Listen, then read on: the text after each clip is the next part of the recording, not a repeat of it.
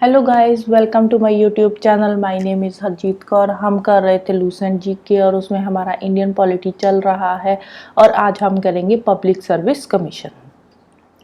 जो central level पे public service commission काम करता है उसको बोलते हैं यूनियन पब्लिक सर्विस कमीशन, और जो स्टेट लेवल पे काम करता है उसको बोलते हैं स्टेट पब्लिक सर्विस कमीशन।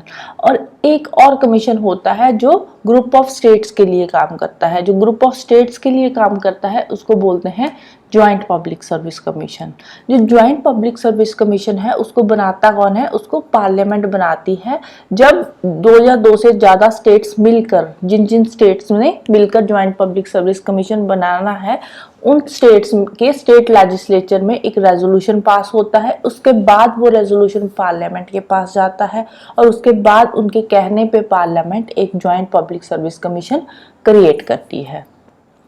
इसके अलावा स्टेट के लिए यूनियन पब्लिक सर्विस कमीशन भी काम कर सकती है, स्टेट की नीड्स को पूरा कर सकती है अगर गवर्नर रिक्वेस्ट करे और उस रिक्वेस्ट को प्रेसिडेंट अप्रूव कर दे, तो उस केस में यूनियन पब्लिक सर्विस कमीशन भी स्टेट के लिए काम कर सकता है।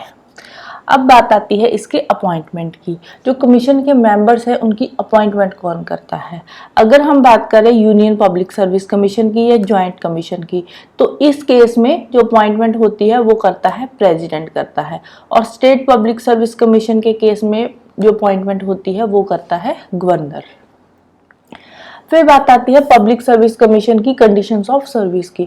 जो इनके मेंबर्स की कंडीशन ऑफ सर्विस होती है वो इनकी अपॉइंटमेंट से पहले जो होती है उसके बाद भी सेम ही रहती है, उसके बाद चेंज नहीं करी जा सकती। और कमीशन के जो आधे मेंबर्स इसमें काम कर रहे हैं ना, कमीशन के आधे मेंबर तो ऑलरेडी गवर्नमेंट ऑफ इंडिया के अंडर काम कर रहे हैं या गवर्नमेंट ऑफ स्टेट के अंडर पिछले 10 सालों से काम कर रहे हैं। वही लोग जो है वो इसके मेंबर्स है। इसकी जो टर्म ऑफ सर्विस होती है, इसकी टर्म ऑफ सर्विस 6 इयर्स की होती है और until the age of retirement whichever is earlier, जो भी पहले आ जाए। ठीक है, यूपीएससी के केस में एज ऑफ रिटायरमेंट 65 इयर्स का है और स्टेट के केस में जो एज ऑफ रिटायरमेंट है वो है 62 इयर्स, ज्वाइंट कमीशन और पीएससी कमीशन के लिए।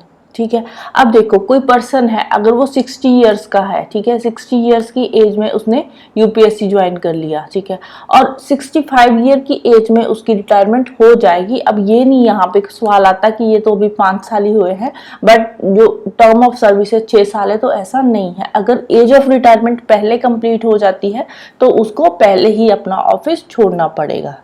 राइट, स्टेट के केस में अगर कोई 60 ईयर की एज में कमीशन को ज्वाइन करता है तो 62 के 2 साल के बाद उसको कमीशन छोड़ना पड़ेगा। क्यों? क्योंकि उसकी एज ऑफ रिटायरमेंट पहले हो गई है, तो उस केस में भी 6 साल का टाइम पीरियड काउंट नहीं होगा। फिर बात आती है service of A member of public service commission can be terminated bye, उसको कैसे हटाया जा सकता है। एक तो उसने खुद ही रेजिग्नेशन दे दिया, ठीक है, रेजिग्नेशन किसको देगा? वो रेजिग्नेशन देगा प्रेसिडेंट को इन case of union and governor को देगा इन केस ऑफ स्टेट। अगर स्टेट कमीशन का मेंबर है तो गवर्नर को रेजिग्नेशन देगा, अगर सेंट्रल कमीशन का मेंबर है तो प्रेसिडेंट को रेजिग्नेशन देगा। सेकेंडली, प्रेसिडेंट भी उसको रिमूव कर सकता है, पब्लिक सर्विस कमीशन के मेंबर को प्रेसिडेंट भी रिमूव कर सकता है। और प्रेसिडेंट कौन कौन से केसेस पे उसको रिमूव कर सकता है?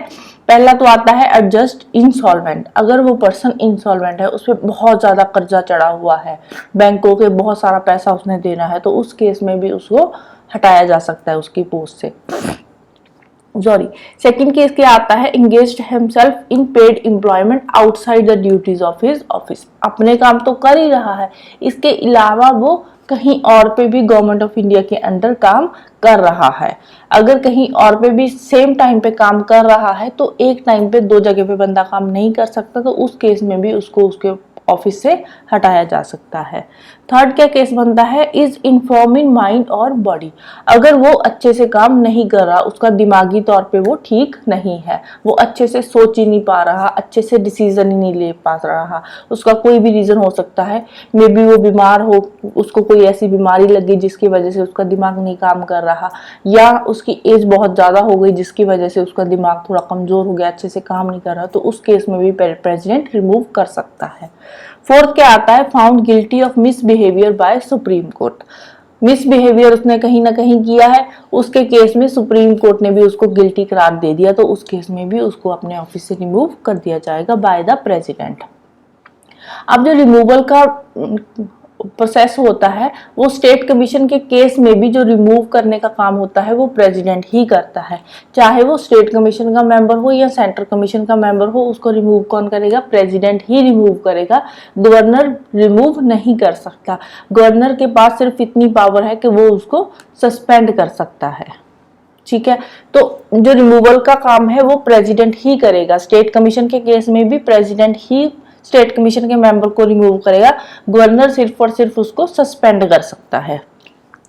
कमीशन की जो एक्सपेंसेस होते हैं, जो भी खर्चे होते हैं, वो कहाँ से आते हैं? वो आते हैं कंसोलिडेटेड फंड ऑफ इंडिया से in case of union, and consolidated fund of state से in case of state, right. Disabilities जो होती है, अब देखो, अब कमीशन का जो मेंबर है या कमीशन का चेयरमैन है, ठीक है, वो फ्यूचर में कहाँ कहाँ पे काम कर सकते हैं और कहाँ पे नहीं काम कर सकते, ये देखते हैं। अब जो यूपीएससी का चेयरमैन है वो आगे कहीं पे भी गवर्नमेंट ऑफ इंडिया के अंडर या गवर्नमेंट ऑफ स्टेट के अंडर काम नहीं कर सकता। एक बार जो पर्सन यूपीएससी का चेयरमैन बन गया, वो उस वहां से रिटायर होने के बाद और कहीं पे काम नहीं कर सकता, गवर्नमेंट ऑफ इंडिया या गवर्नमेंट ऑफ स्टेट के अंडर। सेकेंडली, जो स्टेट पब्लिक सर्विस कमीशन का चेयरमैन होता है वो यूपीएससी का चेयरमैन बन सकता है, यूपीएससी का मेंबर भी बन सकता है, या किसी और स्टेट पब्लिक सर्विस कमीशन का चेयरमैन बन सकता है, बट वो गवर्नमेंट ऑफ इंडिया या गवर्नमेंट ऑफ स्टेट के अंडर इसके अलावा और कहीं पे भी काम नहीं कर सकता, राइट। क्योंकि जो देखो स्टेट का चेयरमैन है, तो स्टेट का चेयरमैन यूपीएससी का चेयरमैन बनेगा या यूपीएससी का मेंबर बनेगा, तो उसकी हायर पोस्ट होएगी ना, या वो फिर किसी और स्टेट पब्लिक सर्विस कमीशन का चेयरमैन बन सकता है, बट सेम लेवल पे अपनी स्टेट में वो काम नहीं कर सकता, या उससे नीचे वाली जॉब अपनी स्टेट में वो नहीं कर सकता। जो स्टेट पब्लिक सर्विस कमीशन का जो मेंबर होता है, अब यहाँ पे हमने चेयरमैन की बात करी थी ऊपर कि जो चेयरमैन होता है, अब बात करते हैं मेंबर की। जो मेंबर होता है स्टेट पब्लिक सर्विस कमीशन का, वो स्टेट पब्लिक सर्विस कमीशन का चेयरमैन बन सकता है, यूपीएससी का चेयरमैन बन सकता है, यूपीएससी का मेंबर बन सकता है, बट और कहीं भी गवर्नमेंट ऑफ इंडिया या गवर्नमेंट ऑफ स्टेट के अंडर काम नहीं कर सकता, बस इन 3-4 जगहों पे काम ही कर सकता है। जो पब्लिक सर्विस कमीशन है वो एक एडवाइजरी बॉडी है, तो मतलब अपनी ये एडवाइस देती है। अब गवर्नमेंट उसकी एडवाइस को मानती है नहीं मानती है वो गवर्नमेंट के ऊपर है, कंपलसरी नहीं है कि गवर्नमेंट को उनकी एडवाइस माननी ही पड़ेगी। नेक्स्ट आते हैं functions of public service commission. काम क्या है? एक तो वो एग्जामिनेशन कंडक्ट करवाती है, जो भी यूपीएससी के या स्टेट लेवल के एग्जाम्स होते हैं स्टेट पब्लिक सर्विस कमीशन के, वो सारे एग्जाम्स कंडक्ट कौन करवाता है? पब्लिक सर्विस कमीशन कंडक्ट करवाती है। आप में से भी बहुत सारे लोग तैयारी कर रहे होंगे यूपीएससी की या किसी स्टेट एग्जाम की, तो वो एग्जाम कंडक्ट कौन करवाता है? वो करवाते हैं पब्लिक सर्विस कमीशन। इसके अलावा प्रेसिडेंट या गवर्नर किसी भी मैटर पे अगर कोई एडवाइस लेनी चाहे तो वो उनसे एडवाइस ले सकता है, और उनको वो एडवाइस देनी भी पड़ती है, उसके अकॉर्डिंग वो एडवाइस देते हैं प्रेसिडेंट या गवर्नर को। इसके अलावा उनके कौन से फंक्शन होते हैं? जो भी पार्लियामेंट या स्टेट लेजिस्लेचर में पास होता है, जो भी एक्ट पास होता है, उसके अकॉर्डिंग जो फंक्शंस उनको दिए जाते हैं पब्लिक सर्विस कमीशन के रिगार्डिंग, जो भी काम उनको दिए जाते हैं वो सारे के सारे एडिशनल काम वो करता है public service commission, right. So this is all about today. Next हम करेंगे इलेक्शन कमीशन। तो जाने से पहले वीडियो को लाइक कर देना, शेयर कर देना और चैनल को सब्सक्राइब कर लेना। Thank you, bye bye and have a nice day.